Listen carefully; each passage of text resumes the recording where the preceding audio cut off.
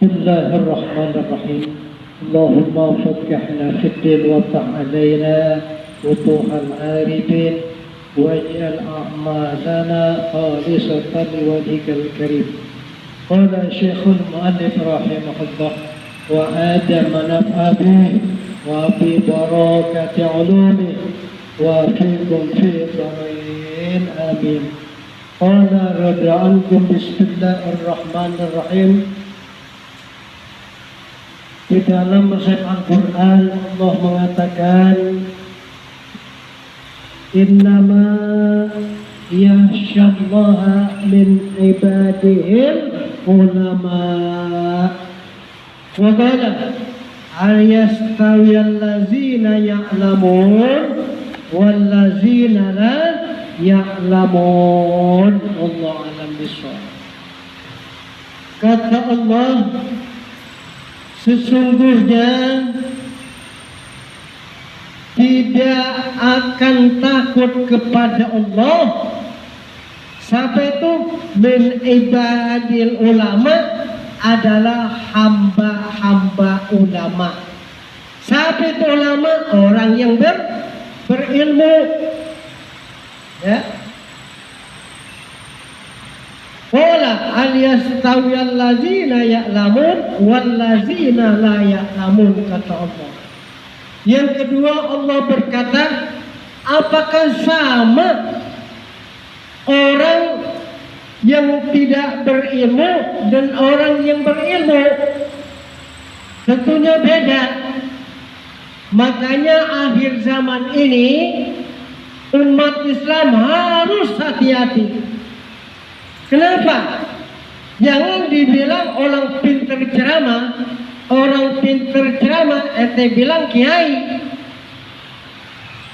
Ya, jangan pula orang dewasa, jangan pula kiai sudon. Ya, anak orang aja juga bisa ceramah. Itu ceramah. Cuma kita nggak tahu. Ya. Tapi kalau namanya anak orok, artinya minta susu. Tapi kalau ceramah ulama sudon hanya semata-mata untuk menyakiti seseorang habaib. Ya, nggak boleh. Jadi kita harus hati-hati sekarang. Siapapun bisa ceramah, siapapun ada ilmunya, tapi ulama yang sahih tidak ada. Oleh karena zaman ini timbul berbagai macam ajaran akhlak moral, timbul berbagai macam ajaran akidah tanpa syariat, timbul berbagai macam ajaran agama tapi yang bukan rahmatan lil alamin. Tidak. Ya. Yang tidak ada sumbernya dari kitabullah dan sunnah Rasulullah sallallahu alaihi wasallam. Kalau musibah menimpa ekonomi kita belum begitu besar, musibah terjadi, gempa bumi, longsor, banjir belum begitu besar. Tapi kalau musibah menimpa agama, Masya Allah, yang ada, yang diajarkan oleh ulama yang sudor, tidak ada lagi yang lebih besar. Kiai Su mengatakan tidak ada lagi kiai yang pinter, tidak ada lagi kiai yang lebih tinggi ketimbang dengan ilmu saya. Ini bahaya. Ucapan ini bahaya. Tidak dipertimbangkan seakan-akan dialah paling tinggi ilmunya, dialah yang paling pintar. Ulama yang lain, habaib lain di bawah dia. Oh begitu. Masya Allah. Ya. Oleh karenanya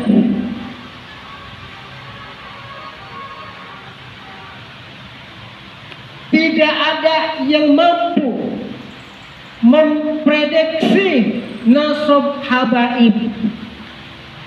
Ini namanya tafakhur bil ilmi, sombong, takabur, congkak. Ada 3 tuh. Ya. Tidak ada artinya sia-sia untuk mendoktorin umat. Oleh karenanya, saya berpesan kepada bangsa generasi pelanjut Islam, janganlah terjebak dengan sektoral kiai yang su. Isilah dirimu dengan akidah, isilah dirimu dengan ilmu pengetahuan agama yang diajarkan oleh kiai kita yang soleh, bukan yang salah. Ahlukum bil hawa, kata Nabi, menghancurkan dirinya sendiri. Bagi ulama kiai yang bersifat don atau yang bersifat buruk atau berbahaya. Oleh karenanya, saya mengatakan, raja dangdut jangan lihat praspit setiap negaranya. Darah Rasulullah atau ilmunya sejak dulu sudah dikesepakati internal. Allah saja apresiasi, memuji kepada turunan Nabi kita Muhammad SAW. Allah tidak menghina, memuji kepada para habaib. Makanya ada mengatakan, seorang raja Nabi mengatakan, murid, tahlil, doa, yasinan, norakat. Masya Allah. Orang yang yasinan malam Jumat norakat. Apa dibilang? Itu budaya, tradisi, atau kebiasaan. Ini sangat bahaya. Ya. Itu namanya your brain, your head, all rebels you. Connected. Sangat bahaya. Jadi yasinan, maulid, tahlil ini adalah muamalah, bukan tradisi, bukan biasa, bukan budaya. Kenapa dikatakan oleh para alim ulama kita dan mengatakan bahwa tahlil, maulid, baca yasin dikatakan muamalah? Sebab di situ adalah di dalamnya mengandung nilai-nilai ibadah. Makanya jangan mengatakan sembarangan kalau kata ilmunya. Ini bahaya ini. Masya Allah. Ya, hati-hati sekarang. Apalagi sekarang udah banyak orang edan, ya kan? Orang yang tidak benar. Apa tahlilan nggak boleh, yasin nggak boleh. Emang ngapain umat Islam? Emang udah menjadi tugas ya? Nabi mengatakan dalam sebuah hadisnya, man qala inni amilun fahuwa jalisun, kata Nabi. Walam tattabi mislahu fanaqara wa tarfa'an walau naha liyuqripan nasu yauman.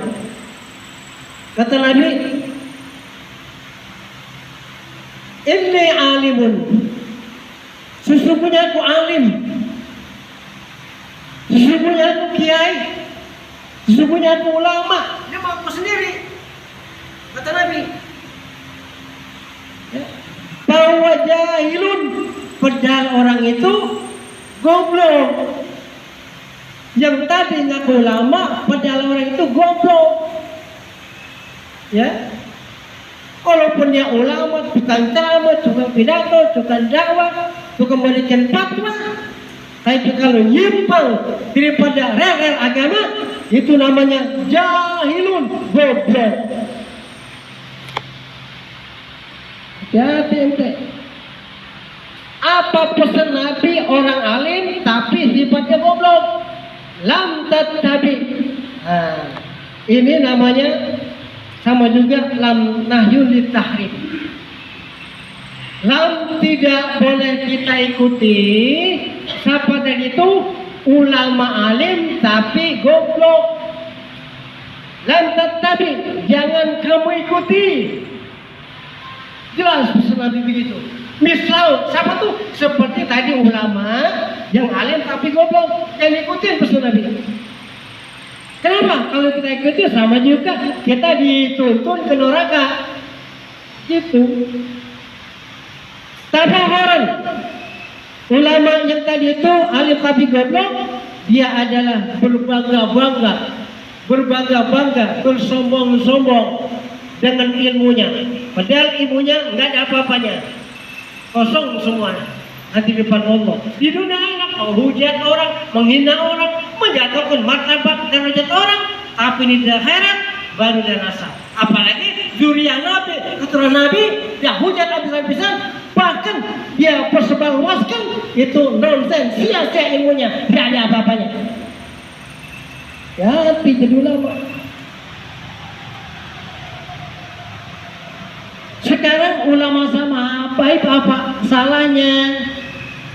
Di tempat hajatan, maulid, isra mi'raj, perkawinan, lain sebagainya, duduk sama-sama kan enak. Kan tidak ada ibadah yang diamplokin, bahkan ulama yang diamplokin. Kenapa sirik? Kenapa cemburu? Kenapa menghancurkan? Ya, menghancurkan orang nggak boleh, membunuh karakter orang nggak boleh. Ya, sama-sama. Ya, ini kiai yang seperti ini nih, dia mempunyai kecemburuan sosial, nggak baik gitu.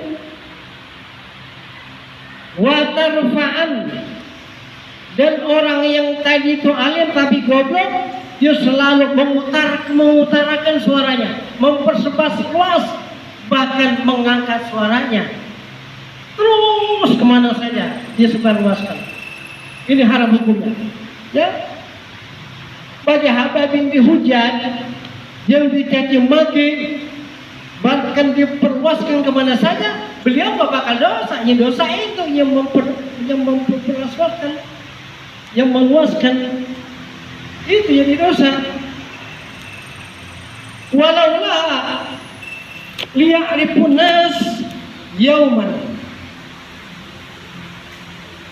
walaupun kiai tadi itu hendaklah dia dikenal oleh manusia atau terkenal, ya. Walaupun ulama kiai itu liya'rifun nas, dikenal oleh manusia, ya setiap hari ceramahnya, dakwanya, ngajarnya, ya, dikenal tuh. Wah, kiai hebat, kiai Imad hebat. Makanya saya ganti Pak, bukan Imaduddin, kecakapan. Kalau Imaduddin artinya apa? Tiang agama. Sekarang saya ganti Hadamuddin, menghancurkan agama. Iya kan? Saya ganti, nggak boleh namakan Imaduddin, harus Hadamuddin, menghancurkan agama.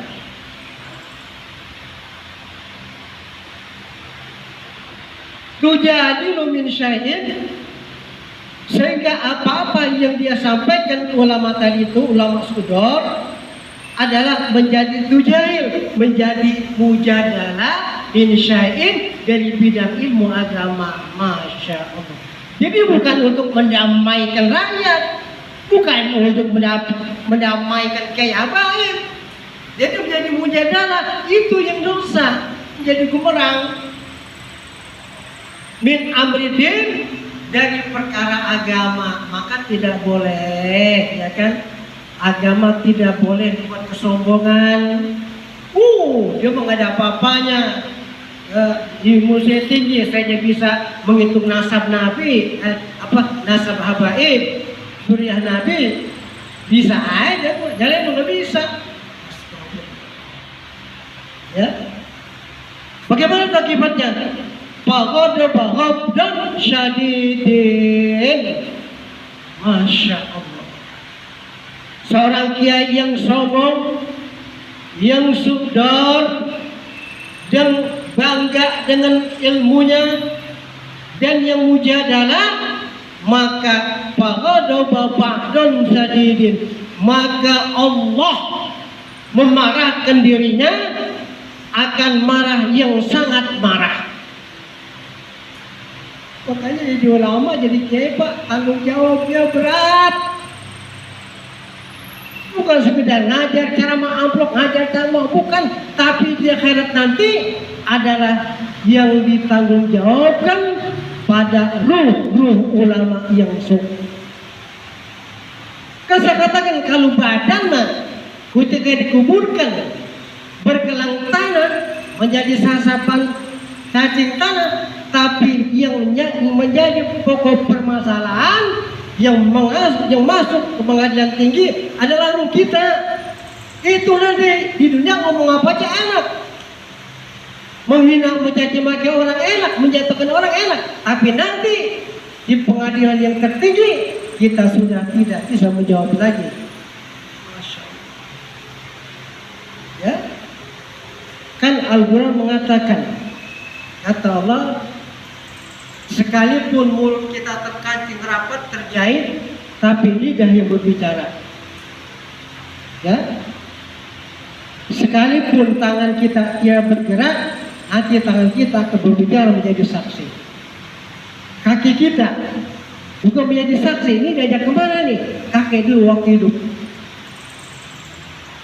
Kaki menjawab, oh, saya setiap malam minggu diajak pengajian ke Masjid As-Somaliyah. Buat saksi ini kaki nanti nih. Ketika kiamat, ya, semua berbicara. Lidah kita juga berbicara. Jadi saksi. Kemudian muhlan ya Muhammad. Masya Allah. Allah berpesan kepada baginda Rasul, muhlan ya Muhammad, hati-hati Muhammad dalam menyampaikan dakwah. Itu. Nabi dipesan sama Allah, disuruh berhati-hati ketika menyampaikan dakwah, jangan sampai menyinggung umat, jangan sampai menyakitkan umat, jangan sampai memblokir umat, jangan sampai memfitnah umat. Bahaya ini. Maka dilarang. Innama halakan min qablikum bihadza. Sesungguhnya kata Allah, menghancurkan sebelum kamu wahai Muhammad. Seandainya kamu berdakwah dengan secara keras, kamu berdakwah dengan secara emosi, itu nanti akan menghancurkan kamu di masa depan. Satu orang pun lama-lama tidak mengikuti, ya. Sebab Nabi itu dikatakan uswatun hasanah, contoh yang paling baik. Tapi ulama-ulama yang sudor itu nggak bisa uswatun hasanah, ya, nggak bisa itu. Sebab apa yang dikerjakan buruk, nggak bisa baik, ya, gitu. Kemudian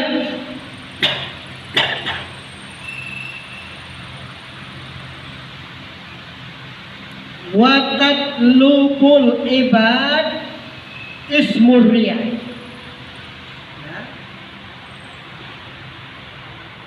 dan menuntut hamba itu kepada nama seseorang yang riya. Ya, riya. Pekerjaan ceramah dakwah dia riya. Selalu pengen dipuji orang, pengen lihat orang, ya, itu riya namanya. Maksusun bihukmil adati, yang dikhususkan dengan segala hukum adat, hukum biasa, nggak boleh. Siapapun orangnya yang minta dukungan, baiknya besar tapi tujuannya hatinya niat riya, niat ujub, menyampaikan hukum tetap tidak ada nilai dan pahala ibadahnya. Arya bidini wal badan, bahwa ria itu adalah dalam agama dan badan, jadi tidak boleh. Wadzalika bil azharin nujuli wassagari, bahwasanya jelas orang yang seperti itu adalah kosong, tidak ada sama sekali nilai ibadahnya. Sebab apa yang mereka sampaikan tujuannya riak dan ujub, selalu pengen dipuji, selalu pengen lihat orang, itu nggak ada sama sekali, kosong. Yawma bizalika syiddatin, kesamaran yang sangat riak, bil hayati wallazi amal hayatu, adalah yaitu rupa-rupa gaya. Ria rupa gaya bagaimana aja ceramah, ya, agar dilihat orang resep. Maaf, seperti siapa tuh Ustaz itu, Ustaz Bencong, siapa namanya? Ustaz Bencong, jamaah begitu. Siapa? Maulana. Itu kan dia. Subhanallah. Dan Hawa itu nggak boleh begitu. Biasa-biasa aja sih. Seperti siapa lagi itu? Cepot ya? Cepot. Itu lompat megang tongkat. Itu abadnya Rasulullah kan tidak. Kalau Rasul dipesan sama Allah mengatakan, iya kan? Dipesankan, nggak boleh begitu. Muhwalan ya Muhammad, sampaikan ceramah dengan secara sejuk dan adab. Sebab untuk menarik simpatisi rakyat umatmu. Begitu. Jadi nggak boleh. Itu riya, hukum nggak boleh. Wal sigori, kesamaran dalam dakwah itu riya rupa ganda. Jadi berbagai macam cara supaya ini resep. Apa bikin ketawa orang, apalagi ibu, waduh, udah surak-surak. Padahal itu haram hukumnya, nggak boleh. Ya, itulah kalau baca kitab ya.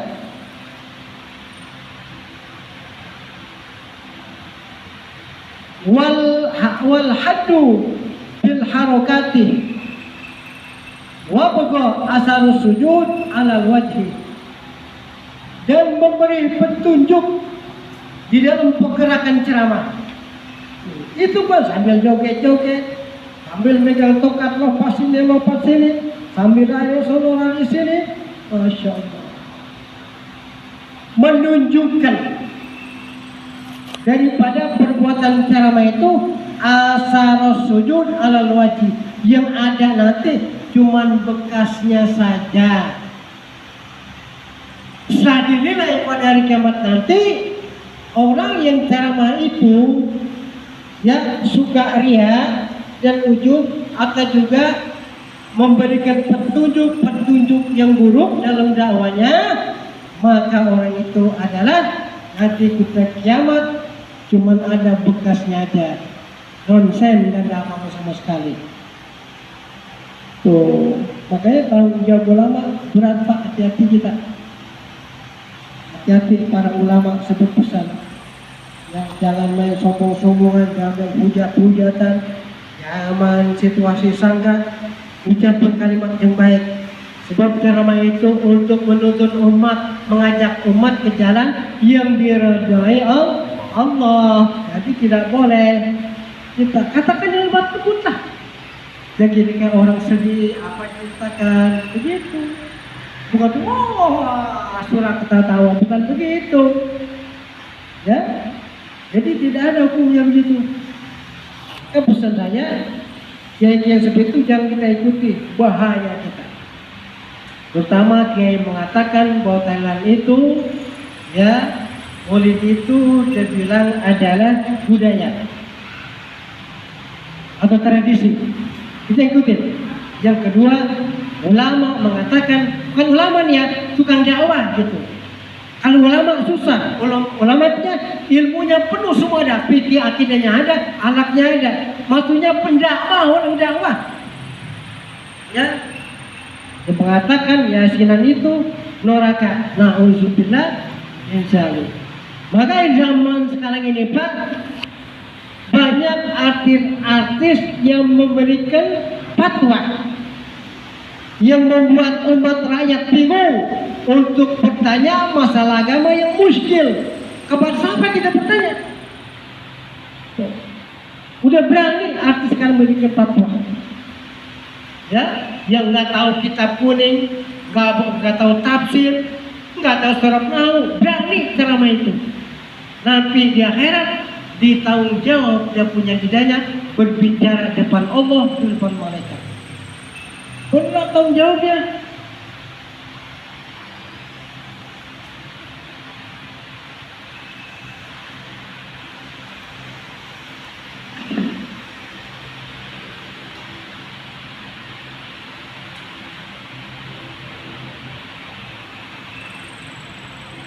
Man nazar ila wajhil alimi. Udah waktu belum? Selamat. Sudah lama. Apa? 19 menit. Hah? 19 menit. Berapa menit?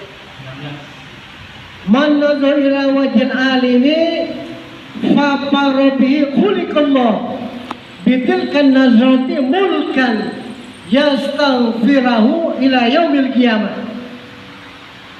Kata baginda Rasul, orang yang memandang kepada wajah muka orang berilmu papariyabi, tapi orang itu mandangnya dengan rasa riang gembira, dengan rasa senang apa yang ulama sampaikan ilmunya, senang dia, bukan benci. Ya seperti Hamaduddin kan benci sama Habib Rizik, apa yang disampaikan benci, termasuk Raja Dangdut benci. Ya, itu biarin aja, nggak boleh. Maksudnya papar ya bi, orang yang gembira, riang gembira, senang. Ya, ketika dia memandang wajah guru, wajah ulama, khuliqallah bitilkan nazrati, maka Allah jadikan siapa tuh? Orang yang memandang wajah muka kiai, tuh Allah jadikan tilkan nazrati, memandangnya itu dengan pandangannya itu kepada wajah ulama. Masya Allah. Ya, Allah jadikan mulkan yastaghfiru lahu, 7.000 malaikat yastaghfiruh, minta ampun lahu, kepada tadi itu orang yang memandang, melihat wajah muka ulama dengan rasa riang, gembira dan senang apa yang diberikan ilmu kepadanya. Mulkan 7.000 malaikat yastaghfiruh lahu, meminta ampun lahu, kepada orang tadi itu yang memandang wajah ulama rasa gembira, rasa kirang. Masya Allah. Coba pikir, 7 malaikat nggak tahan itu. Ila yaumil qiyamati, sampai hari kiamat, baca istighfar untuk kita. Ya, mohon ampun kepada Allah untuk kita. Sampai hari kiamat. Makanya saya pesan ulama, tolong jangan dikeseli, jangan disakiti. Siapapun orang yang mengeseli, siapapun orang yang benci ulama, maka di akhirat nanti akan merupakan kerugian diri dia sendiri di depan Allah. Ya, gimana aja ulama ceramah, ente harus senang terima dengan ikhlas. Sana ente kepukul, ya ibarat kan banyak kadang-kadang kalau ulama kiai ceramah ya kan, banyak apa ketabraknya kita kan, ya kesinggung. Ibarat begini aja, saya kereta, yang main di rel kereta. Saya tanya, yang minggir kereta apa ente? Gitu aja. Tapi kalau ente nggak minggir ketabrak, jangan salin kereta, ente yang salah. Ya gitu aja berarti. Makanya apapun yang ulama sampaikan, Habib sampaikan, itu adalah semata-mata nasihat untuk kita dan siraman kalbu kita, hati kita. Begitu. Ya, itu salah ente. Coba kalau ente mikir nggak bakal ketabrak. Ibaratnya begitu. Ya, nanti kalau ente nggak suka ya pulang, jangan dengerin. Begitu. Yang suka aja, ibaratnya. Ya. Salatullah alaihi rahmatuhu wa salatul malaikata issaballahu wa alam bisawab. Itu udah lain bab lagi. Dari ya.